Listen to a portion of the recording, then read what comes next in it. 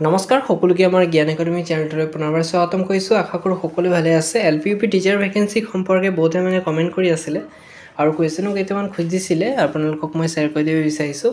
বহুতে সুধিছে যে দাদা আমাৰ 59% আছে বা 58% হয়, আমি জেনেৰেল কাষ্টৰ পৰা বা OBC কাষ্টৰ পৰা বিলং কৰোঁ, আমি পাম নে নাই, পোৱা পাৰ্চেণ্ট কিমান আছে অলপমান জনাবচোন। সেই সম্পৰ্কে আজি আপোনালোকক জনাব বিচাৰিছোঁ।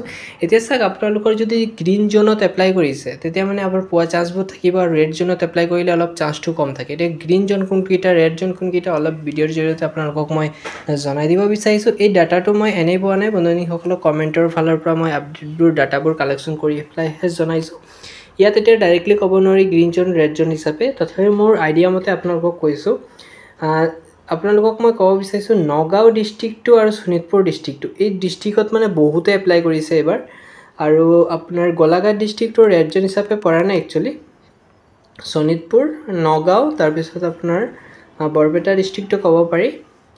নেক্সট আপোনাৰ চাউথ চালমাৰা। এতিয়া বহুতে ক'ব যে চাউথ চালমাৰাততো আগৰবাৰ কাট অফ ৰেংক কম গৈছিলে, কেনেকুৱা ৰেড জোন পৰিব?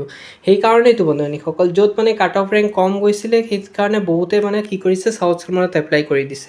এতিয়া ক'ব নোৱাৰি কিমান সংখ্যক কাট অফ যোৱা চান্স আছে, কিন্তু বাকী ডিষ্ট্ৰিক্টবোৰ গ্ৰীণ জোন হিচাপে পৰি আছে বুলি শুনিছোঁ, কিন্তু ক'ব নোৱাৰি। আপডেট আহিলে আপোনালোকক জনাম, টেনশ্যন নল'ব। মই প্ৰতিদিনে ডাটাবোৰ কালেকশ্যন কৰি আছোঁ। নতুন কিবা আপডেট আহিলে আপোনালোকক মই ভিডিঅ'ৰ জৰিয়তে জনাই দিম। LPUP টিচাৰ ভেকেন্সিৰ সম্পৰ্কে কিবা আপডেট আহে নেকি। এতিয়া BTR বন্ধুসকলে ভেৰিফিকেশ্যনটো কৰি আছে, তেওঁলোকক কৰি লওক। কিবা অসুবিধা পালে জনাব। আপোনালোকে ইমেইলৰ জৰিয়তে কমেণ্ট কৰিব পাৰে কিবা অসুবিধা পালে।